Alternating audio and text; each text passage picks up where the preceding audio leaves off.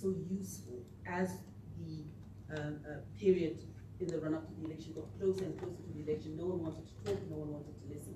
We had the electoral malpractice route, which we've taken, and people are being prosecuted as we speak. And other than that, my view would be it will take political will, because political players pledged peace, and there was no peace. Political players signed a code of conduct that says we're going to conduct ourselves as distinguished gentlemen in the conduct of the election, and they did not. So, again, in terms of our introspection, we're coming up with recommendations to say in future, because what you're actually alluding to, Commissioner Madugu, is that there was a perception that ZEC was a toothless bulldog. We're working on that, and we do have recommendations. Yes, I think that's the point I was making. But then being toothless and then we lost life can actually create a moral case. This is why we're here. Life was lost, and if someone believes that ZEC was what would have prevented the death of my mother or my father or my son, that's why we are raising the issue. And I think you answered clear enough. Thank you, Commissioner. Thank you. Thank you very much, Justice, for your clear answers. It's been very insightful. I want to just ask a few follow-up questions on what my fellow commissioners have asked. You mentioned that it was peaceful up until the 1st of August. We've heard very compelling evidence that there were a number of provocative statements made leading up to that period. Did you, in the Commission, expect any problems to arise as a result of knowing about those statements, or did it come as a surprise? Many witnesses have said it was a complete surprise. I don't know if that's a view that you share. Thank you for that question, Commissioner. I can't say that for us as a Commission it came as a complete surprise, because, as I said, in all of our interactions, in all of our attempts at dialogue with the political parties, we were hitting a brick wall. I'll give a case in point. We had some sticky issues around the question of procurement of ballot paper. And I was persuaded that in the interest of transparency and inclusivity, we should not be too formalistic with regards to what the law provided, but that we could come up with interventions to try and reach consensus. So this is what we did. We then invited political parties to say, come and sit down with us and dialogue. We're going to take you to the place where the ballot paper is printed so that you can see it in progress, because there was a lot of distrust around that issue.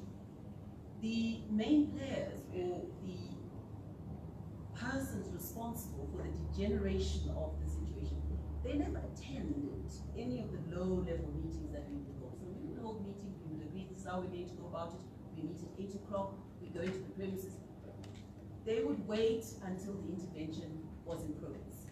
And then there would be a social media, shall I say, instigation, or people would then be told on social media, we are going to a place where ballot paper is going to be printed, and then there would be an altercation at that place, and all sorts of allegations would be made about, well, why aren't we allowed to bring in our cell phones? All sorts of silly and stupid things just to scarp at the process. So we ended up just saying, look, we're going to stick to the letter of the law, because any other intervention that we've tried is clearly not working. So there were things that were happening between us and the political players which made us as a commission apprehensive. And clearly some of the issues we were not sharing with members of the public. One can't hold a press conference every time something drops. So for us it didn't come as a surprise, because as I'm saying, what led to certain individuals announcing results themselves, we actually had our command center invaded by a political player who came in and said, this is rubbish. Whatever ZEC is saying, they're lying. They're stealing the election. In our own command center, we announced results. We took a brief break. During the break, a political player actually went up to the podium and said, oh, hello, there's Zimbabweans. These people are talking rubbish.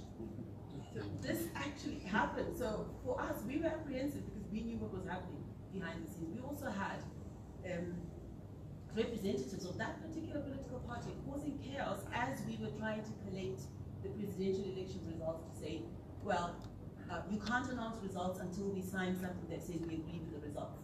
Well, there's no law that says that. The law says we should just invite you so that you're present during our collation process. So there was a lot of conflict happening behind the scenes in the command center. For us, that didn't come as a surprise. We expected it.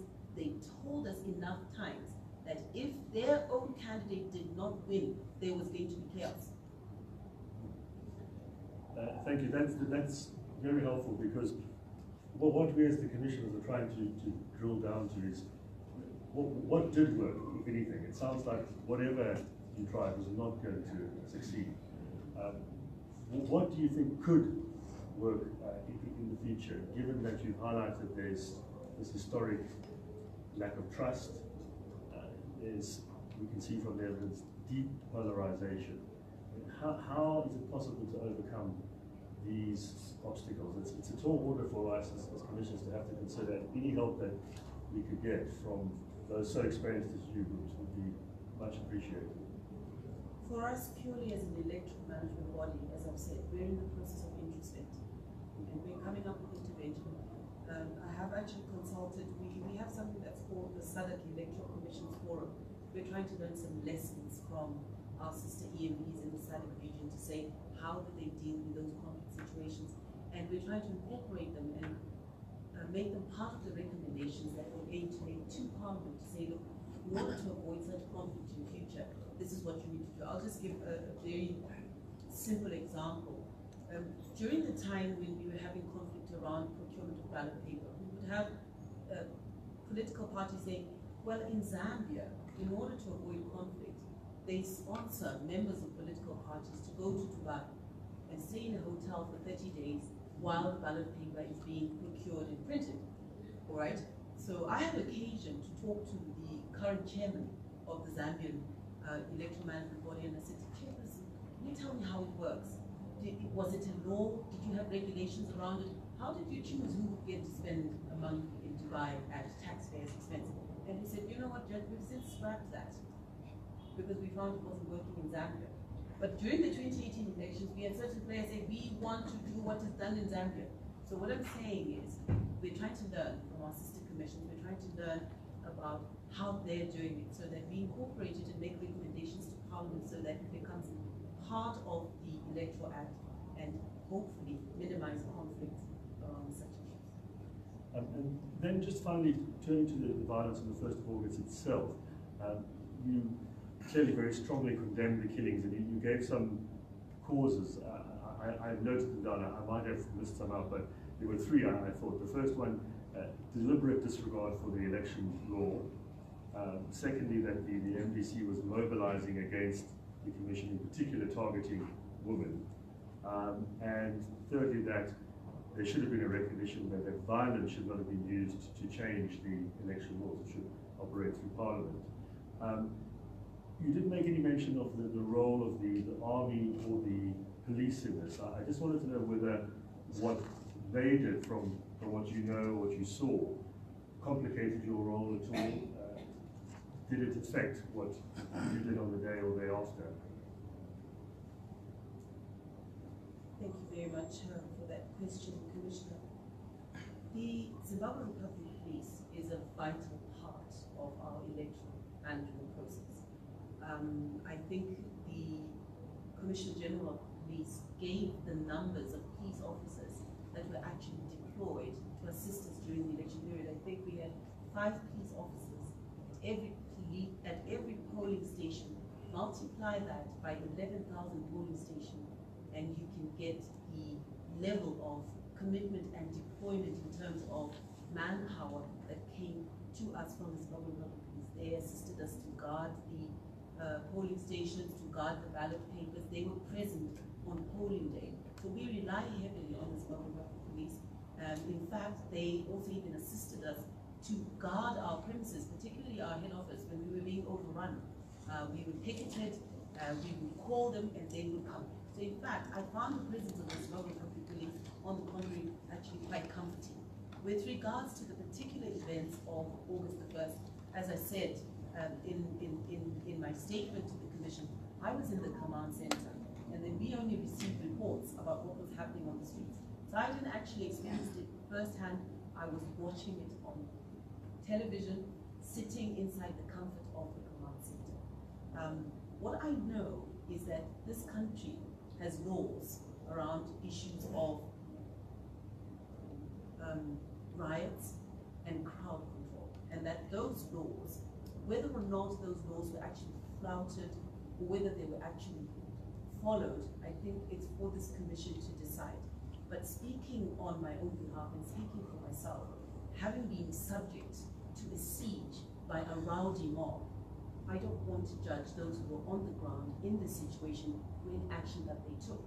What I found deplorable, perhaps, was the fact that in an ideal world, perhaps live ammunition could have been used as a last resort. But as I said, I'm not a soldier, I'm not a policeman, I was not on the ground. But speaking for myself, having been under siege inside a building with a rowdy mob outside, burning effigies of you and pictures of you, that's very, very frightening. And you say you didn't actually look out and see the police or the army there? Well, by the time that, because inside, you understand, the command center is a closed sort of thing. I actually went up to the 11th floor, and by the time I got to the 11th floor, the side of the street where I could see, I saw a tanker actually moving quite slowly, in fact. I didn't see any shooting.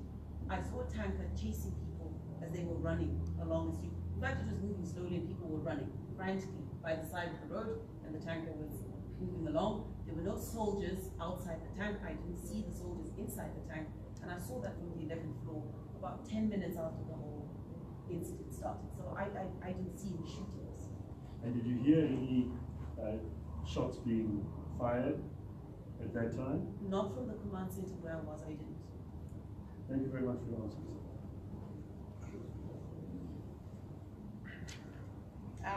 Justice Chigumba, thank you very much for your narration of events.